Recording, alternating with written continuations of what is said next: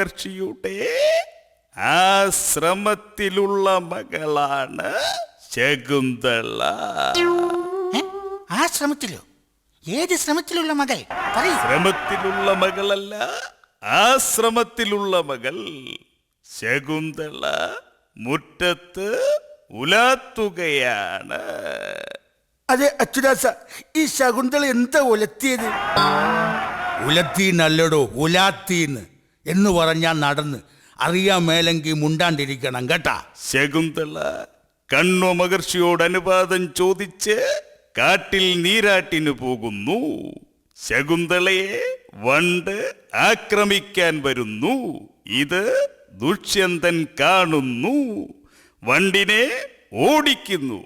അവർ പരസ്പരം ഹൃദയം കൈമാറുന്നു. ശകുന്തള ഗർഭിണിയാകുന്നു. എന്ത് മണ്ടത്തരമാണ് ഈ പറയുന്നത്? ഹൃദയം കൈമാറുമ്പോൾ എങ്ങനെയാണ് ഗർഭിണിയാകുന്നത്? അതെ, അതൊക്കെ ഹൃദയം ഉള്ളവർക്ക് മനസ്സിലാവും. എന്റെ കർത്താവ്, അങ്ങനെ ഒരു വണ്ട് കാരണം ശകുന്തള ഗർഭിണിയായി. വണ്ടല്ല കാരണം, ദുഷ്യന്തൻ എന്ന മനുഷ്യനാണ് കാരണം. ഗർഭിണിയായ ശകുന്തളയ്ക്ക് ദുഷ്യന്തൻ ഒരു മോതിരം സമ്മാനമായി കൊടുക്കുന്നു. അതെന്തിനാ? ഓളുടെ പ്രസവ ചെലവിനാ? അതിനല്ല, ദുഷ്യന്തന്റെ ഓർമ്മയ്ക്കായി കൊടുത്തതാണ് ആ മോതിരം. നമുക്കാരംഭിക്കാം. ആക്ഷൻ.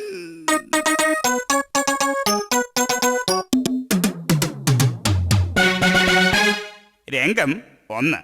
കണ്ണൂർ മഹർഷിയുടെ ആശ്രമം.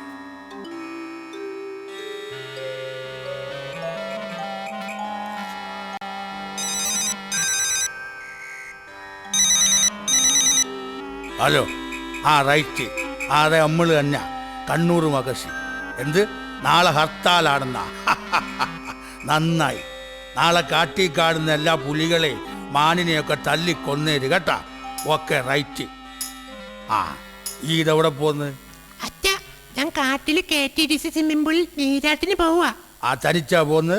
അല്ല, തൊഴി ബാനുണ്ട് അച്ഛാ. ആ മോളെ, കാട്ടിൽ പല ഭീകര നേതാക്കന്മാരുണ്ട്. സൂക്ഷിച്ചില്ലെങ്കിൽ അന്റെ സ്ഥാനവും മാനവും പോകും കേട്ടാ. മാനം പോയാലും സ്ഥാനം പോകാതിരുന്നാ മതി അച്ഛാ. ആ, എന്നാ ഒന്നും പോകാണ്ടിങ്ങ് തിരിച്ചു വാ. ശരി ഡാറ്റ്. ആ, ലാൽ സലാം.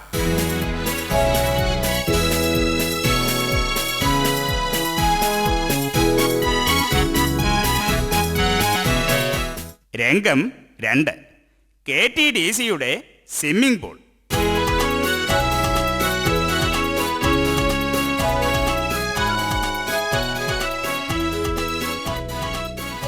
ഹായ് തോഴി, ദേ ബാലറ്റ് പറ്റി. സമ്പ്രാട്ടി, ദേ ചുവന്ന കൊടി ഞങ്ങൾ കണ്ട്. ഒയ്യോ, ദേ കടഷട്ടും ചുവന്ന ബക്കറ്റും. അയ്യോ തമ്പ്രാട്ടി, ഒരു ചുവന്ന വണ്ട് ഞങ്ങളെ കുത്താൻ വരുന്നേ. അയ്യോ അതേ, വണ്ട് കുത്താൻ വരുന്നേ രക്ഷിക്കണേ അച്ഛാ. അയ്യോ ദൈവമേ, നിങ്ങൾ ആരാ തമ്പ്ര? ഞാൻ മുരുണ്ട്. നിന്നെ കുത്തിക്കൊല്ലാൻ ഹൈക്കമാൻഡ് പറഞ്ഞിട്ട് KPCC വന്നതാണ്. വാടി ഇവിടെ. അയ്യോ അയ്യോ, എന്നെ കുത്തരുത്, ഞാൻ വരില്ല. അങ്ങനെയാണെങ്കിൽ നിന്നെ ഞാൻ കേരള മോചനയാത്രയ്ക്ക് കൊണ്ടുപോകും തെണ്ടാൻ. അയ്യോ, ഞാൻ പറയുന്നതൊന്ന് കേൾക്കൂ. ഇല്ല, ഹൈക്കമാൻഡ് പറയുന്നത് മാത്രമേ ഞാൻ കേൾക്കൂ. അയ്യോ അയ്യോ, രക്ഷിക്കണേ അച്ഛാ.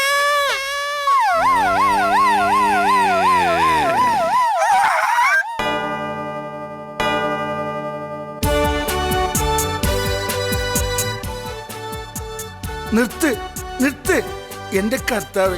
ഒന്നും ഈ കാട്ടിലും എനിക്കൊരു സൗകര്യമില്ല. വെറുതെ എൻ്റെ കൈക്ക് പണി ഉണ്ടാക്കരുത്. എൻ്റെ ഉള്ളിൽ ഒരു ഭീകര ജീവി കിടന്നുറങ്ങുന്നുണ്ട്. വെറുതെ അതിനെ പുറത്തെടുക്കരുത്. ആ, പിന്നെ ഒരു എലിയ ആർക്കവിടെ പേടി? ഹൈക്കമാൻഡ് പറഞ്ഞതുപോലെ ഇവിടെ കുത്തി ബോധം കെടുത്തിട്ടേ ഞാൻ പോകും. അതിന് ബോധം ഉണ്ടായിട്ട് വേണ്ട. എന്തായാലും ഞാൻ ഇവിടെ കൊണ്ടുപോകും. ഈ കുട്ടിയെ ഞാൻ വിട്ടു തരില്ല. എന്നാ ബാനുവിനെ ആയാലും മതി. ആ ശല്യത്തിന് എവിടെ വേണമെങ്കിലും കൊണ്ടുപോയിക്കോ. തലയ്ക്കിത്തിരി സൗകര്യം കിട്ടുമല്ലോ.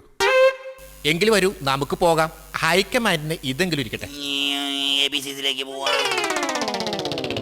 അയ്യോ, അങ്ങ് വന്നില്ലായിരുന്നെങ്കിൽ എന്റെ മാനം പോയേനെ. പീഡനം എവിടെയുണ്ടോ അവിടെ ഞാനുണ്ട്. അയ്യോ, എതിർക്കാൻ തെറ്റിദ്ധരിക്കരുത്. ഇത്രയ്ക്ക് യുവ കോമാളിയായ അങ്ങ് ആരാണ്? ഞാൻ ദുഷ്യന്തോണി. തിരുവനന്തപുരം കോവിലകത്തെ രാജാവ് ഇത്ര സുന്ദരിയും മൃഗീയമായ രൂപമുള്ള കുട്ടി ആരാ? ഞാൻ ശകുന്തജ, കണ്ണൂർ മഹർഷിയുടെ മകൾ. അങ്ങയെ എനിക്ക് ഒത്തിരി ഇഷ്ടായി. I love you. ഇതാണ് ഈ പെൺകുട്ടികളുടെ സ്വഭാവം. പിണങ്ങിയ മുഖം വീർപ്പിക്കും, ഇണങ്ങിയ വയറും വീർപ്പിക്കും. അതിന്റെ ഒരു വഴുത്ത തമാശ പോട്ടെ. നിക്ക്, പോകുന്നതിന് മുമ്പ് എന്റെ ഓർമ്മയ്ക്കായി ഈ കുരിശ് സമ്മാനമായിട്ടിരിക്കട്ടെ. ഇനി എന്തിനാ പ്രത്യേകിച്ച് കുരിശ്? അങ്ങ് നിന്നെ വലിയൊരു കുരിശല്ലേ. ഞാൻ പോട്ടെ. എന്തല്ല കുട്ടി, കണ്ടിട്ട് ജിമ്മാണെന്ന് തോന്നുന്നു. ആ നടപ്പിന് കൊടുക്കണം 10 രൂപ. അയ്യോ, എന്തു പറ്റി? അത് എന്താണെങ്കിലും പറയൂ, മടിക്കണ്ട, പറഞ്ഞോളൂ. അത് കാലിൽ ഗർഭമുണ്ടോ? അല്ല, ഗർഭ കൊണ്ടോ? കൊണ്ടു നാഥ, കൊണ്ടു.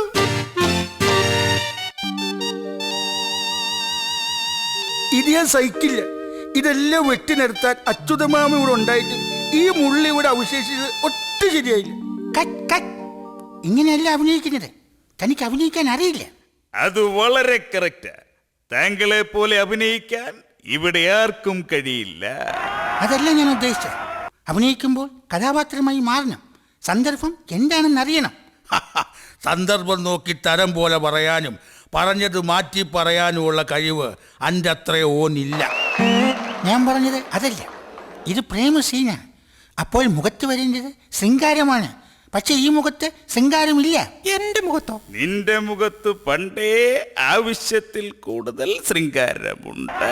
അങ്ങനെ എന്നെ മാത്രം കുറ്റം പറയരുത്. അച്യുതാസ, ഒന്ന് നോക്കിക്ക്, എന്റെ മുഖത്ത് ശൃംഗാരമില്ലേ? ഇത് ശൃംഗാരമല്ല, അഹങ്കാരമാണ്. എന്റെ കർത്താവേ, എന്റെ മുഖത്തോ? തന്റെയല്ല, ഇയാളുടെ മുഖത്ത്. അത് താനിങ്ങ് മാരാരിക്കുളത്ത് പോയി പറഞ്ഞാൽ മതി. അതെ, വെറുതെ സമയം കളയണ്ട, നമുക്ക് അടുത്ത സീനിലേക്ക് പോകാം. എന്താ?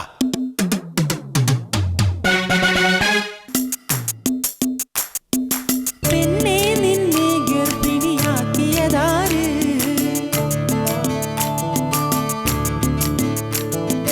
പെണ്ണേ നിന്നെ ഗർഭിണിയാക്കിയതാര്?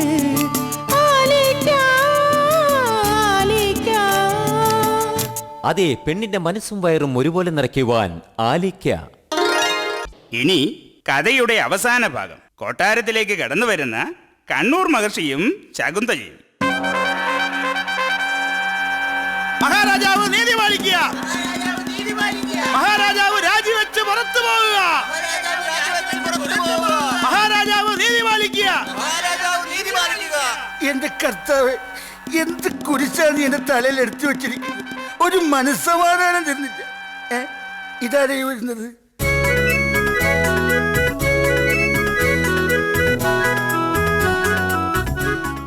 ആരാ മനസ്സിലായില്ല? അനാഥന്നോ? നാഥാന്ന്. ആരാ? അങ്ങക്ക് എന്നെ മനസ്സിലായില്ല നാഥ? ഇല്ല. ഞാൻ ശകുന്തജ. അതാരാ? നമ്മൾ കാട്ടിൽ വെച്ച് കണ്ടതും പ്രേമത്തിലായതും. എന്റെ കർത്താവേ, ഞാൻ 3 മാസം ഗർഭിണിയാണ് നാഥ. അതെ, അതിനിത് സർക്കാർ ആശുപത്രിയല്ല, ദുഷ്യന്തന്റെ കൊട്ടാരമാണ്. അത് ഞമ്മക്ക് നന്നായിട്ടറിയാം. ഈ ഒരു അച്ഛനാകാൻ പോകുന്നു കേട്ടാ. അല്ലെങ്കിലും എന്റെ സംസാരവും നടപ്പും മുഖഭാവവും രീതിയും ഒക്കെ കാണുമ്പോൾ എല്ലാവരും പറയും ഞാനൊരു പള്ളിയിലച്ഛനാകേണ്ട ആളാണ്. അയ്യോ, പള്ളിയിലച്ഛനല്ല, അങ്ങൊരു കൊച്ചിന്റെ അച്ഛനാകാൻ പോകുന്നു. കൊച്ചിന്റെ അച്ഛനാ? എന്താ ഞാൻ ഈ കേൾക്കുന്നത്? ഇതെന്നെ കരിവാരി തേക്കാൻ ആരോ മനഃപൂർവ്വം ഉണ്ടാക്കിയ കള്ളക്കഥയാ. മനഃപൂർവ്വം ഉണ്ടാക്കിയതൊന്നും അല്ല. ഈ തന്നെയാ ഈ കൊച്ചിന്റെ അച്ഛൻ. അതെ, ഇതൊക്കെ പറയാൻ താനാരാ? ഞമ്മളാ ഞമ്മള് കണ്ണൂർ മഹർഷി, ഈ കൊച്ചിന്റെ അച്ഛൻ. ഈ കൊച്ചിന്റെ അച്ഛൻ നിങ്ങളാണെങ്കിൽ പിന്നെ വെറുതെ എന്നെ എന്തിനാ ബുദ്ധിമുട്ടിക്കുന്നത്? നിങ്ങൾക്ക് പരസ്പരം ഒരു അഡ്ജസ്റ്റ്മെന്റിൽ ഇങ്ങോട്ട് ആയിക്കൂടെ? തെമ്മാടിത്തരം പറയരുത്. ഈ നിൽക്കുന്ന കൊച്ചിന്റെ കാര്യമാണ് ഞാൻ പറഞ്ഞത്, അല്ലാതെ ഓളുടെ വയറ്റിൽ കിടക്കുന്ന കൊച്ചിന്റെ കാര്യമല്ല. എല്ലാം എനിക്ക് മനസ്സിലായി. ഞാനിപ്പോ എന്ത് ചെയ്യണമെന്നാ നിങ്ങളൊക്കെ ഈ പറഞ്ഞു വരുന്നത്? അങ്ങ് എന്നെ സ്വീകരിക്കണം. Cut cut. തൻ്റെ മുഖത്തൊരു ഭാവമില്ല. സ്വീകരിക്കണം എന്ന് പറയുമ്പോൾ ഇലക്ഷനിൽ തോറ്റ സ്ഥാനാർത്ഥിയെ പോലെ ഞെട്ടണം. ഈ കാരണവരെ കൊണ്ട് ഇത് വലിയ ശല്യമായല്ലോ. എന്ത് ചെയ്താലും കുറ്റം. അങ്ങനെയാണ് ഒരു കാര്യം ചെയ്യും, നിങ്ങൾ തന്നെ കയറി ഇവിടെ നിന്നിട്ട് അങ്ങോട്ട് അഭിനയിക്കുക. എൻ്റെ നാക്ക് ചൊറിഞ്ഞു വരുന്നുണ്ട്, എന്നെ കൊണ്ട് അത് ഇതൊക്കെ പറഞ്ഞു. വേണ്ട വേണ്ടെന്ന് വെച്ചിട്ട് ഇതാണ് ഞാൻ പറഞ്ഞത്. താൻ നേരത്തെ എഴുന്നേറ്റിരുന്നെങ്കിൽ ഞാൻ എന്നെ ഈ കസേരയിൽ കയറി ഇരുന്നേനെ. ഈ കസേരയിലിരുന്ന് ഞാൻ തന്നെയാണ് അഭിനയിക്കാൻ ഏറ്റവും മിടുക്കൻ. അങ്ങനെയാണെങ്കിൽ ഞാൻ അഭിനയിക്കാം. കുറെ കാലമായിട്ടുള്ള എന്റെ മോഹമാണത്. അല്ല, ഞാൻ അഭിനയിക്കാം. അങ്ങനാണ് ഒരു കാര്യം ചെയ്, നമ്മൾ അഭിനയിക്കാം കേട്ടാ. ഹൈക്കമാൻഡ് പറഞ്ഞ ഞാൻ എന്തും ചെയ്യും, ഞാൻ അഭിനയിക്കാം. വേണ്ട, നീ അഭിനയിക്കണ്ട. ഈ കസേര എനിക്ക് വേണം. ഈ കസേര ഞാൻ കൊണ്ടുപോകും. അല്ലെങ്കിൽ എല്ലാത്തിനെയും ഞാൻ പറഞ്ഞാ മതി. ഈ കസേരയും കൊണ്ട് ഞമ്മള് പോകും. കേട്ടാ? ഏതായാലും ഞാൻ സ്വപ്നം കണ്ടിരിക്കുന്ന കസേര എനിക്ക് തന്നെ വേണം. ഈ കസേര ഞമ്മക്ക് തന്നെ എത്താലും വേണം. ഞാൻ കസേര വിടില്ല. ഉറച്ച് ഞാൻ അതൊക്കെ പറയുകയാണ്. കേരളത്തിലുള്ള എല്ലാ ആളുകളും എന്റെ കൂടെയാണ്. ദുഷ്ടന്മാർ, എല്ലാവർക്കും കസേര മാത്രം മതി. എന്റെ വയറ്റിൽ വളരുന്ന കുഞ്ഞിന്റെ ഉത്തരവാദിത്തം ഏറ്റെടുക്കാൻ ഇവിടെ ആരുമില്ല.